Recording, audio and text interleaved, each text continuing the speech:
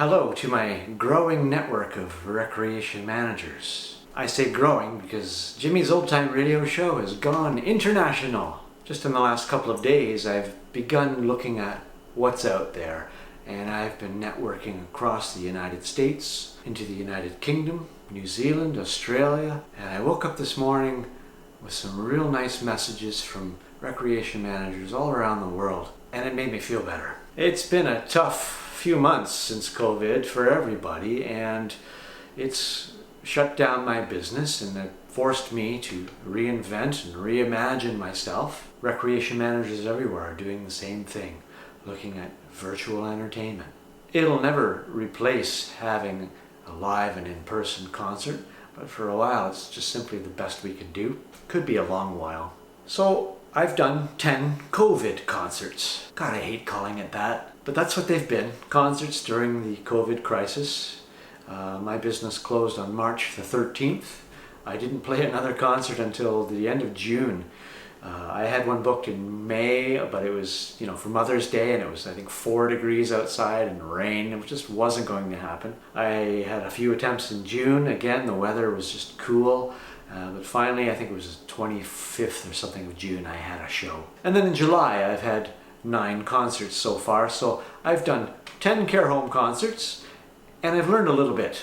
I've played 10, I've lost 12, so I've only played 45% of my shows, and that, I guess, is the first lesson, is that, when they're weather dependent, you just can't count on it. So that factors into some of the things I'm going to talk about. If it's cold, if it's hot, if it's too windy, if it's raining, just can't do it. It depends on the layout of the building and if there's shelter.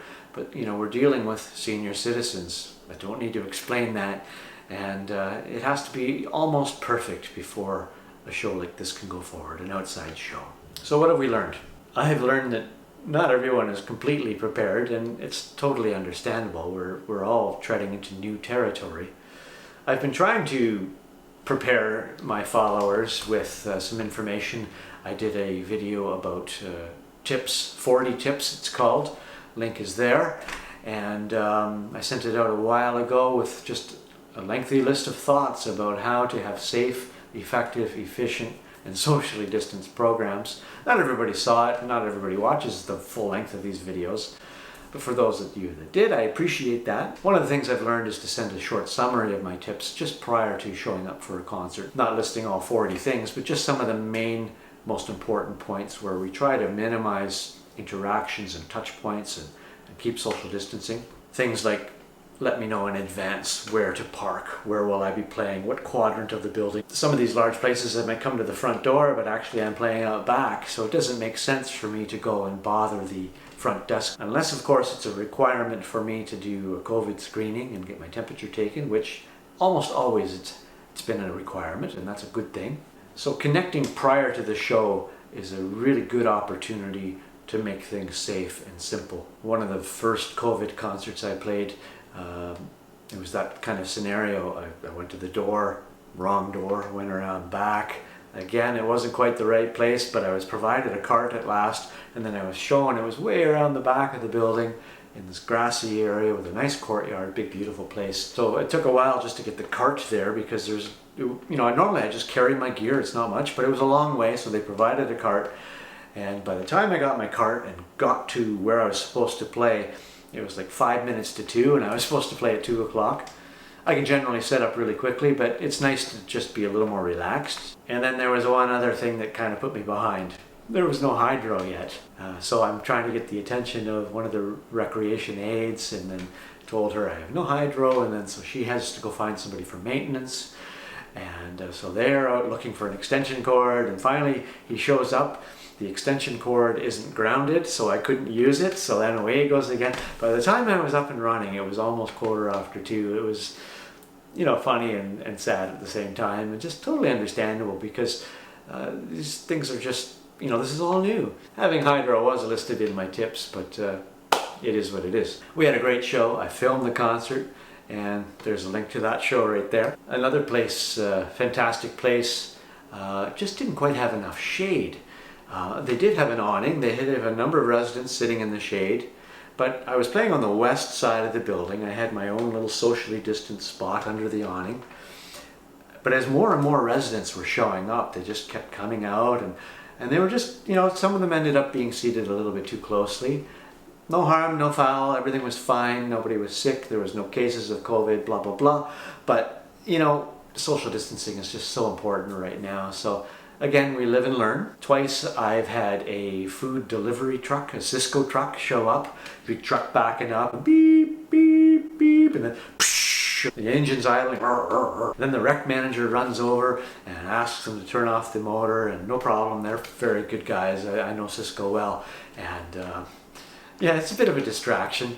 A couple of my shows have been on busy streets, cars going by and loud trucks and motorcycles and stuff like that. But I think, I turn up the amplifier as loud as I can outside because you can kind of get away with it more then. And the seniors, they didn't seem to be fazed by the noise. Sometimes air conditioners running outside of the building are another added distraction. And that's just part of it. Playing outside, these few concerts that I've done, distractions are just part of the experience. A couple of other things I've learned, but firstly, just sort of a personal pointer, something that I know I would like to do if I was a recreation manager, if I was bringing my residents outside on a hot summer day, is I would make sure that they get a glass of water. Just a simple glass of water.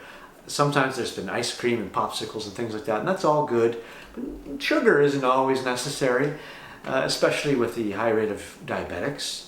And sometimes a glass of water is just the best thing on a hot day.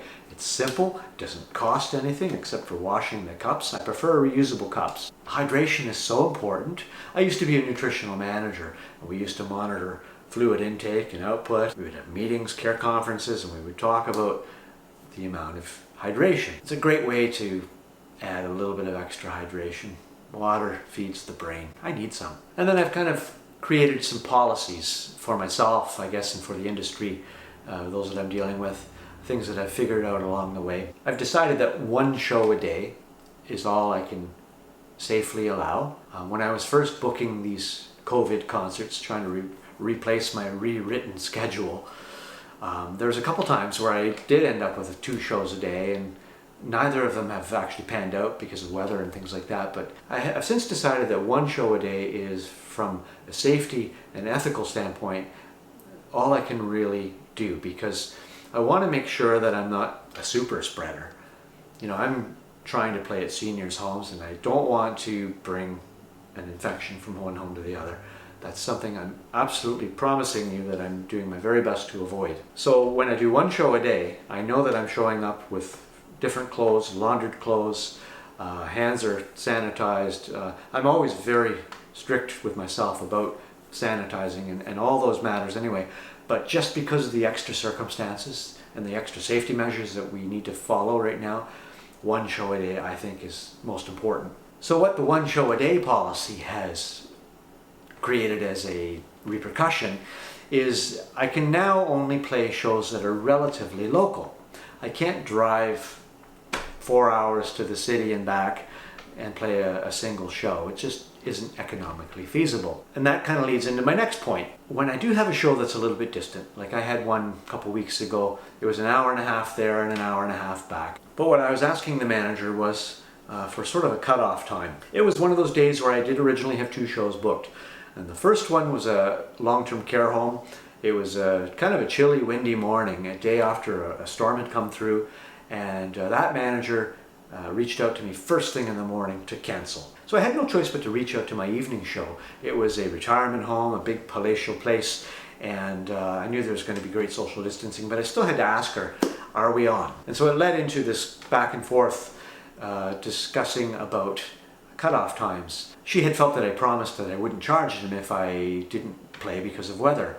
But my point to her was that if I drive all the way there and we cancel last minute, I kind of need some protection. So I don't think it's unreasonable to ask that there be a cutoff time. In that case, it was 5:15. It was a 7:30 show, and I just said, let me know by 5:15 if you think you need to cancel, and then I avoid that drive to the city for no reason. Once I'm driving, I have my phone turned off. It doesn't take notifications. I have Bluetooth, so if you telephone me, I will still get the call, but I don't look at my phone when I'm driving. Out of sight, out of mind, upside down, put away, turned off. And another thing I've made as a policy these days is I'm not invoicing in advance unless you request it. But I used to invoice prior to a show with the hopes that maybe I'd get paid during the show or shortly thereafter. But now, because of the weather variables and everything else, I'm typically not invoicing until I've delivered the product. It's happened to me twice now where I've been sent a check and I haven't played the show. In fact, one I've even had to bump ahead twice now. And so I've got the check sitting here and, I don't want to have to mail it back. The accounting department has gone through the expense and trouble of printing it. I'm going to have to go through the minimal expense and trouble of sending it back perhaps. So preferably, yeah, I'll just invoice you after I've been there. All this has led into another on-the-fly policy, day before bookings I'm calling it. I have a little list now of places that I've had to defer, push ahead, cancel and rebook. And 3 managers so far have said that if I know I'm off tomorrow and the weather is forecasted to be good, if I contact them and they're going to be there, they can host me. Last minute, just talk in the morning and show up and play. Hasn't happened yet, but we're working toward it. These are all relatively local places and I really appreciate the idea. At the moment that I'm filming this, right now, I was supposed to be in Niagara region.